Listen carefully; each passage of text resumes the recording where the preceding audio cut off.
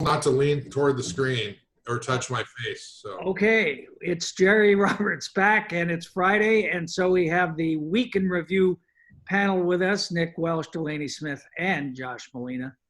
So what do we want to talk about? So we opened State Street, and everybody at City Hall appears to be patting themselves on the back about it, and Josh is writing stories about people building parklets. And Nick, I know you're trying to get to the bottom of the bicycle scandal. But there's an interesting little opinion story on the Independent this morning. It says, and I like the headlines, "It's still a pandemic, everyone." And you have this lady, Sarah Cody, the Santa Clara County public health person, who's saying everybody's going too fast. What are the early reviews on how we're doing? Josh, you were on the street on Saturday, I guess. What's the feedback? well, there's a stark contrast to what I receive in my email inbox and what I hear from people out on the street in the real world. In the real world, people are ready to get out. They're ready to move on. They're ready to transition into the next stage. They may or may not be wearing masks, but they are trying to socially distance, and they sort of feel as though now's the time to move forward with all of this, and let's figure out a way to reopen everything as quickly as possible. I interviewed a whole bunch of people. I did 12 interviews, Jerry, for one story. You should be proud of me, on Saturday. And everybody was just thrilled with the fact that State Street. These were people on the street, you mean? Yeah, these are people on the street. State Street is open. It's long overdue. They're super happy. Now, not everyone was wearing masks. In fact, most people were not wearing masks, at least as of last Saturday.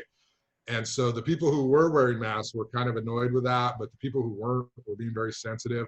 But they're really excited about the opportunity to re-engage in the community. Now, I'm sure that Nick and Delaney also experience this, but people email journalists all the time for some reason saying that we're opening too soon. There's going to be a second surge, a second wave. They want us to ask a million questions of the healthcare workers.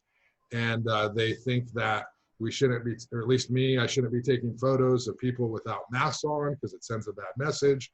So I think there's both. There's a large group of people out there who are ready to kick the doors down and say, let's move on. The cases have dropped and Santa Barbara County is in a good place. But of course, there are others who are reading the national stories about the science behind COVID, and they are very fearful, very concerned. Oh, yeah, the science. Yeah, they think that there's going to be a second surge, and there's lots of evidence to suggest that. So we're kind of in the middle.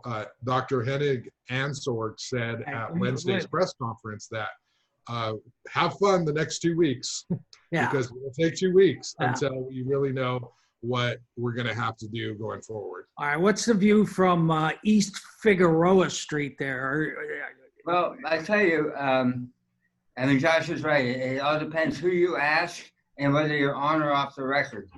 Oh, that's interesting. And when you talk to city officials on the record, you get a great sense of enthusiasm and relief and exaltation. Life is coming back to normal. The 17-year locusts are out on the street and chirping up a storm, and everybody is rejoicing. But if you talk to people privately and off the record, not for attribution, a much more nuanced scenario emerges where there was a sense of there were too many people from out of town who were coming up from LA or other places, that they were not wearing masks, that social distancing was not being observed. Is that based on like actual fact? Or this is what city officials are saying off the record? There were a lot of people from LA saying off the record that there are, there were just, I mean, if you went to certain restaurants, you would go and you say, oh, look, there was just no plausible pretense that 6-foot distance was being maintained at many of them. Now, there were others, like there's a new taco joint up by McDonald's where they actually spread the tables out. If you look at Savoy and the Savoy parklets, it's you know, they maintain some distance. But there are other places where it's just like jammed in and you're like a foot from the person behind you. So there was concern that the genie may be getting out of the bottle a little too fast. Well, that's what I wonder, and then how are you going to put the genie back in the bottle? Delaney, is it just my imagination, or have we been getting more cases recently in the last couple of days, or is that just because we have more testing, or are you still doing those? Yeah, I still do them. I just only do them. I only do the Monday and Tuesdays now, but it's not really that we're getting new cases. The way that the health department processes new positive cases, they only process them up to noon of every day. So a lot of times I've noticed, especially like with the prison, for example, the BOP will report numbers that are hundreds more than what the county reports. And then I'll ask the county about it, and it will take 4, 5, 6 days before I see that actually reflected in our reports. So I believe it's the same thing, especially with the 3 testing sites that aren't, that are state testing sites. They're not run by the public health department. A lot of them are, there's like a really big lag I've noticed. Like there's states where there will be 0 Santa Maria cases, and I just know for a fact that that's not true. And then like the next day, it's like 3 times the amount there was last week. So I think it's really just a matter of actually when these cases are being processed and reported out. I don't think there's actually any increase at all. Have you had any more people act towards you in a hostile manner because you're wearing a mask, as you did at the Open It Up protest a few weeks ago? Well, no, but I also haven't attended any similar events. But something, I mean, it just happened. I mean, anecdotally, there's just people, it's become such a cultural thing. You know, are you on team red or team blue? And so yeah, and then it's really awkward to be kind of like, because I kind of consider I hate to quote Doss, but I kind of consider myself to be a mask moderate myself. Yeah, I do. There's plenty of situations where I don't really feel like I have to wear a mask, and I feel like I'm far enough away from people that I'm not at risk. But then I know that I can definitely get mean glares that I'm not wearing a mask, even though I'm outside in public, not in a building, and I'm definitely 6 feet away from other people. So it goes both ways, really. But it's I don't know. I have noticed though that and I think it's a county. I mean, it's an actual rule now. You have to wear a mask, right? Didn't the county health department? Yeah, but not walking down the sidewalk. It's in businesses. The county rule just came after several cities had already made the same ordinances. Goleta and Santa Barbara had already done it. It basically just now encompasses everywhere in Nolita and everywhere in between, in any cities and communities that hadn't already passed the same type of ordinance. It just means that in businesses you have to. That's it. You can walk on the beach and not wear a mask, but you may still get the looks for walking on the beach without a mask. So Josh, you're going back to what you were saying about enjoying the next 14 days. Sacramento Bee did this piece, very interesting, that the first 22 counties in California that reopened all have increasing number of cases now. I mean, is that something that the public health is all but certain is going to happen, that the cases are going to go back up, despite what your Newshawk colleague Brian Gobel would write? I mean, what's your sense? What are people saying off the record? Well, I tend to honor my off-the-record conversations, unlike some others. Well, you don't have to tell me their names. Well, that's called not for attribution, not off the record. They are 2 different styles. But you're not writing. It's just Zoom, Josh. Nobody. Yeah, from the looks of your numbers, I probably shouldn't care too much, Jerry. Okay, so yes, I think that everybody sort of feels as though there's going to be. Gwynn has the highest numbers, Josh. That's more on you than. Yeah, but I mean, how many times did you sponsor her post on Facebook, Jerry? I mean, come on. I sponsor. Anyway, answer the question, whatever it was. Okay, I think that the health professionals are very concerned that there will be a second wave. Ansor said it's too early to know now because it takes 2 weeks before people are going to start testing positive. I think that there's two things going on, and certainly the city of Santa Barbara is cheerleading this effort to reopen because they are caught in this political moment, which is they were receiving all this pushback from business before the pandemic. It exacerbated exponentially during the pandemic. And now Anthony Wagner is running around like a chicken without a head. Yeah, you got him driving down to Ventura with everybody's liquor license. He's trying to do everything he can to show the city or to show businesses that the city is responsive. And he's working super hard. He'll tell you 18 hours a day for God knows how many days consecutively. So the city is doing everything it can within the rules to open up. And that may or may not backfire because we just don't know yet. If you walk down State Street on a Thursday afternoon, there's not a lot of people there. But if you walk down State Street on Saturday and Sunday and in the evenings, there are lots of people there. And to answer your earlier question, I think that it's largely generational. Older people wear masks, and older people are increasing, and I'm talking like 60 and above. They are really old. They're very concerned that younger people have a generational sort of different kind of laissez-faire attitude because the younger people aren't wearing the masks as much, and the seniors sort of feel like, hey, that's not fair. So you'll see seniors wearing the mask more, the younger people trying to socially distance. And in my interviews, there were people up from LA County who were like, they didn't even know what was going on in Santa Barbara. Like I would say, did you know that today's a historic moment because Santa Barbara opened State Street for the first time and closed cars? And they'd be like, really? Whoa, that's really cool. And then they were, continue eating. So for them, they're not aware of this moment. They're just coming to Santa Barbara because they know they can. Yeah. So what about it? So how do we put the genie back in the bottle once the inevitable increase happens? Either one, Nick or Delaney. Well, I think the reality is, again, privately, what people will tell you is that they don't think it can be done unless it's really dramatic. And I think there's an acknowledgement that as you open stuff up, there's going to be an increase. But the real question is, what kind of an increase is it, and what kind of a burden does it place on Cottage and Marion and Lompoc hospitals? And right now, the ICU capacity, the ventilator capacity, the room capacity is all really good. And particularly in the South Coast, it's really good.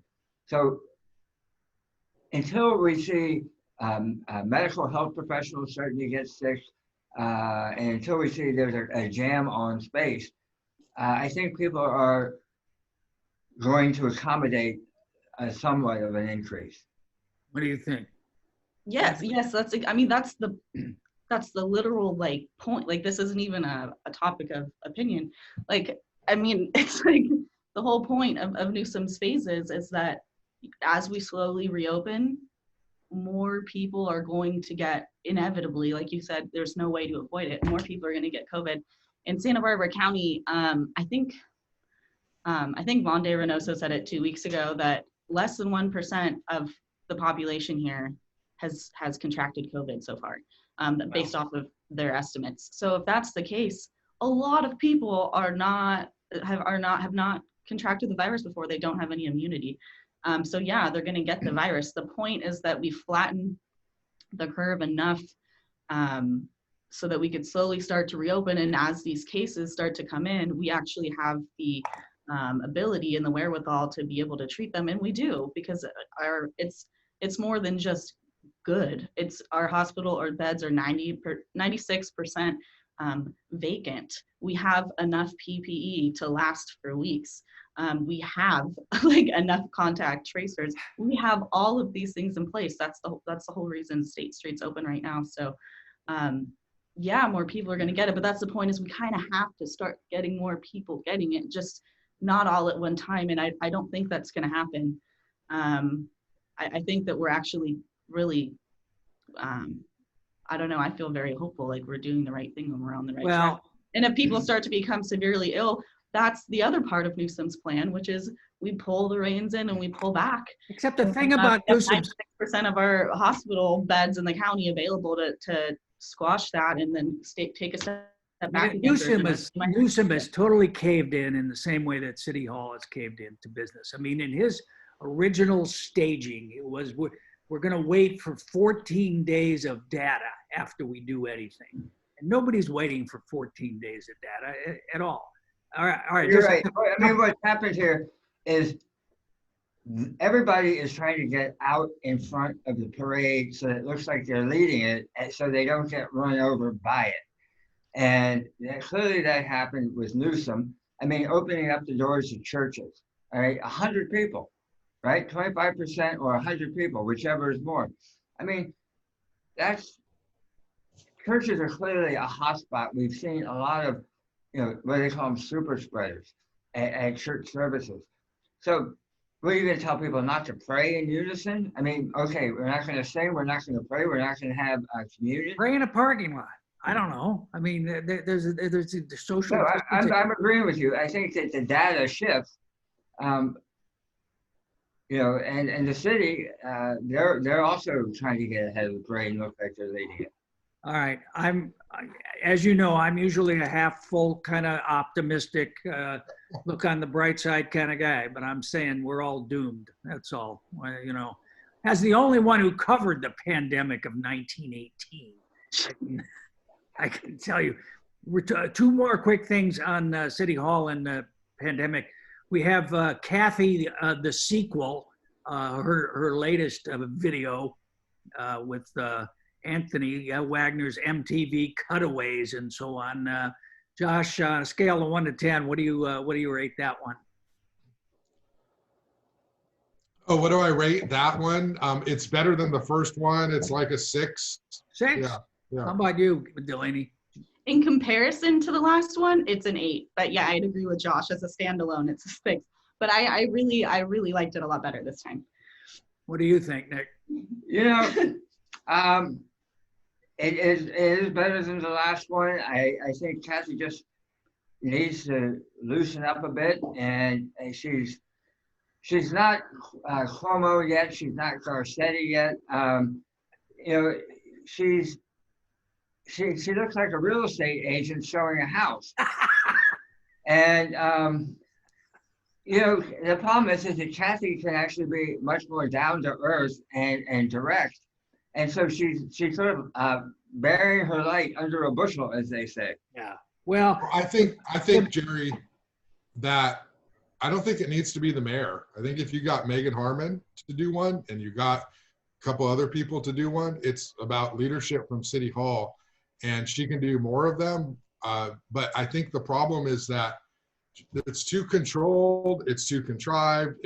This is got to be my thing. Yeah. And you can't lead that way. You have to. Well, Megan sort of screwed the pooch with the Hal group this week, though. Were you on that call? Did you listen to her? I did not watch it, but I heard she kind of got hammered. Yeah, but she stood up for herself, right? She should have pushed back much more. Anyway, so on the Cathy, just to close on the Cathy thing, the correct answer is it's a 3. It is better than last time, which was a 1. But the best thing about it was when he put the camera like out on the street and there were other things and she was kind of doing a narrator voice. They need to get her outside. You're right, Nick. I mean, that's where she does her best, just walking down the street, stuff like that. And, the other thing is not good. And then real quick, what about the bikes? Apparently there were people acting out, and I know you're an apologist for the bicycle community, Nick. I am an abject lapdog apologist.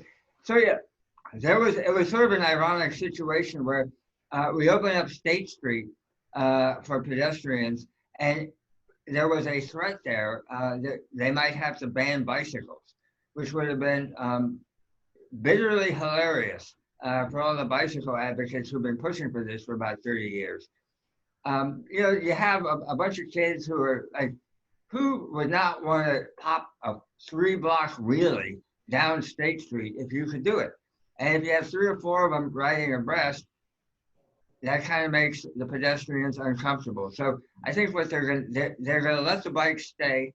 They're not kicking the bikes off State Street, at least for the time being. All right. So the other news, we got a new superintendent for the Santa Barbara Unified School District to replace the outgoing Carrie Matsuoko. What do you think? Hilda Maldonado. What's your take on her, Delaney?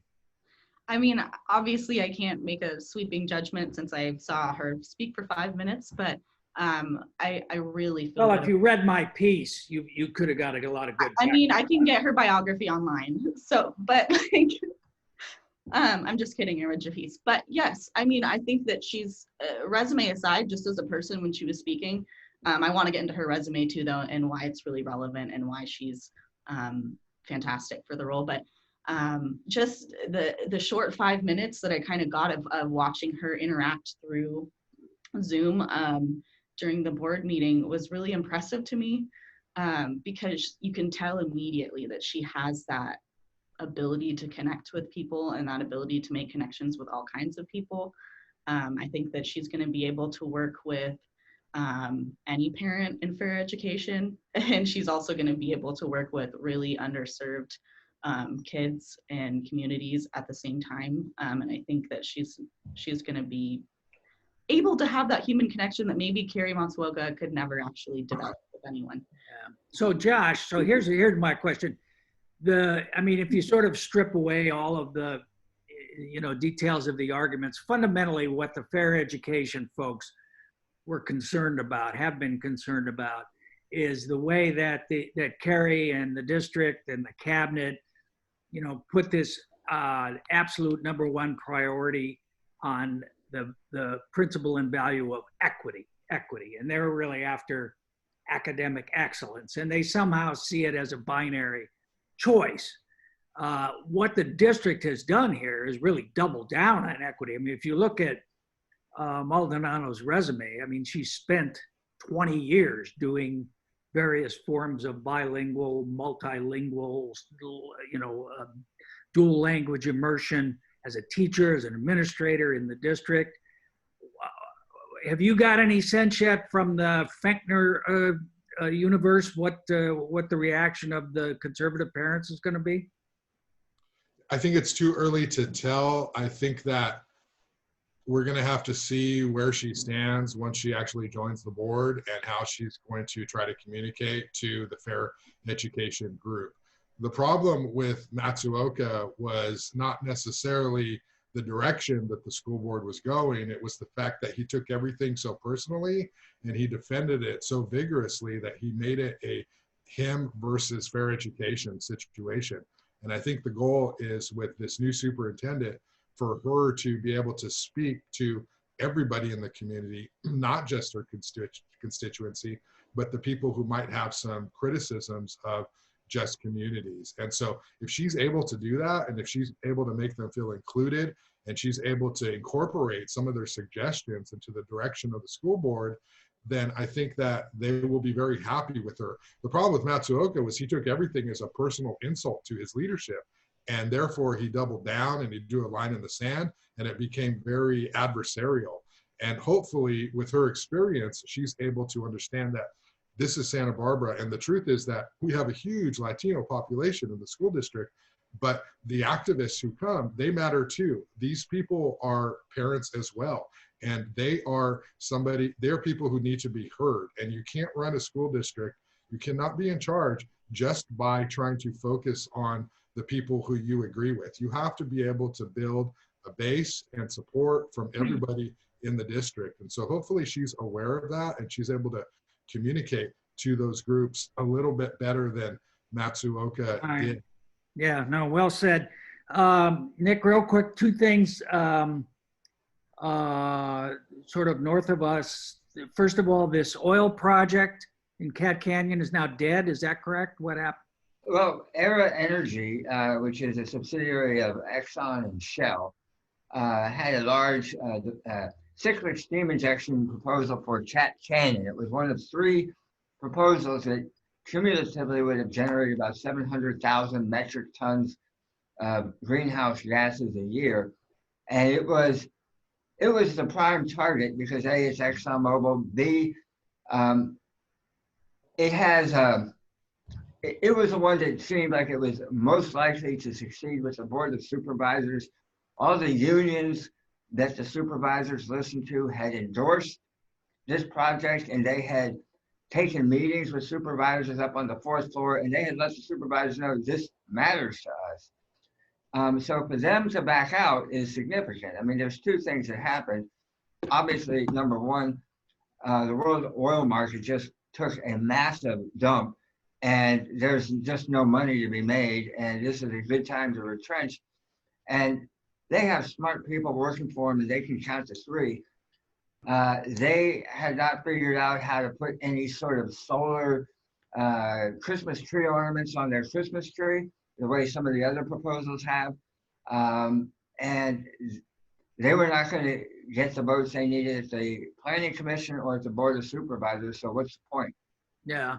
And then we have Ed St. George, friend of Newsmakers and City Hall gadfly, major developer, turning up in Solvang with this pretty large mixed-use development that just blew everybody's head off up there. I guess there was a big protest. What's the story on that? But when you have 250 people show up at a Solvang City Council meeting, that's probably like 1/3 of the adult population.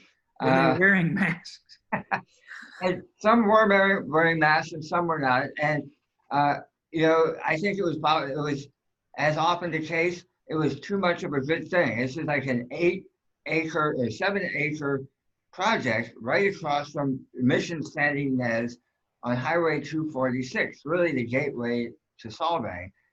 And we're talking, the real Achilles heel that they discovered is, they want to build housing, they want to build 2 hotels, they want to build a bunch of retail. They're going to do all this stuff. Plus government offices. And then government offices, it's just going to be a whole smorgasbord. It's going to be 3 stories tall, 4 stories. The problem is they proposed getting rid of the Veterans Building. Now, Ed St. George, when he had made this proposal, had never seen the Veterans Building, and he did not know the extent to which the Veterans Building is where the community heart beats. This is where people met their girlfriend and boyfriend who they then later married. This is where people have anniversaries, quinceañeras. This is where everything goes down. The sentimental value of the Veterans Center cannot be overstated. And people showed up and they had lots of complaints, but where they really just exploded was over the Veterans Building. Now, Ed St. George didn't say a word, and he got the message, and he said that he's going back to the drawing board and he's going to save the Veterans Building. All right. We'll see. All right. And then, Delaney, your cover story this week in the Independent about teen suicide is a must read. Everybody ought to check it out. I came away from it, well, with two things. One, I had a question that it says the trend is going up since the pandemic, and I just wondered if there was any numbers attached to that, or is that just kind of what the professionals are saying? It has been confirmed by Cottage Hospital and by behavioral wellness. I guess I just had a really hard time getting. Yeah, that's so unusual. Cottage Hospital is usually so helpful with. I feel the same way, Jerry. I actually. Sarcasm alert. I don't want to drop any names, but it was like pulling teeth to get numbers that they said yes they exist, but they for some reason don't want to give them, even though they're an aggregate, and it is completely. And then the other thing is, I mean, it really seemed like the takeaway was that the school district and the nonprofits and sort of the mental health community in general are doing a lot. I mean, there was a lot of stuff in there, and I just wondered, is there any hole in that? Is there anything they're not doing that they ought to be doing?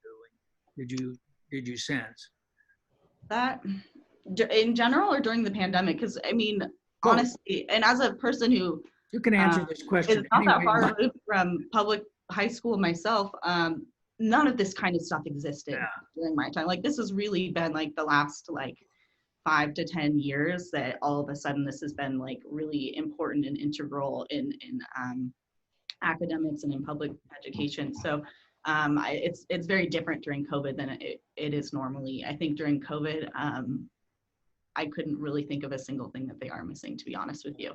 But during the rest of the school year, I don't know. I honestly don't know, to be honest with you, because from speaking to students who went through it, especially the ones who are like in 9th grade right now, not the ones that are outgoing seniors who've only ever experienced this in school. For them, they talk about depression, they talk about signs of suicide, they talk about things like that very openly. They say, oh, I'm experiencing anxiety. And they talk about those things where that would have never happened for me. So, I mean, the fact that these kids can even feel comfortable, and that's so normalized in school, to be open about those types of topics, I don't know if they're actually missing anything. I think after that, the biggest issue is where do you go from there? Now, great, it's not shameful to be like this. And yes, we have these agencies, at least in Santa Barbara Unified, that are contracted with the district to help these kids that might not have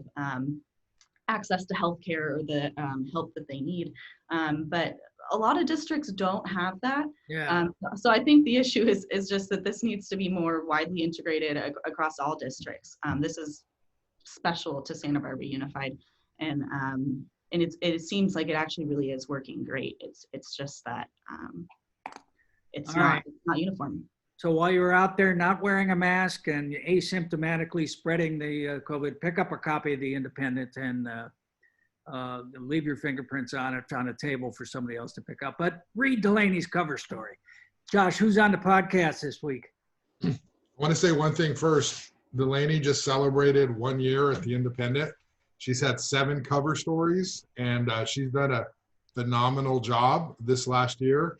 And her cover story this week is certainly one of her best. So I just want to say good job, Nick. You know talent when you recognize it. And you're very lucky. You're very lucky to have her, because honestly, you know, she's the best thing about The Independent these days. If you just take care of yourself. Where am I?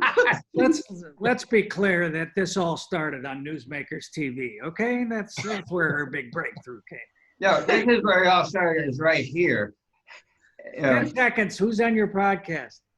So I have a good one with Mary Lynn Harms Romo, who's talking about all things Paseo Nuevo, the future, the plan for the Ortega building, the plan for Nordstrom, downtown housing, closing State Street.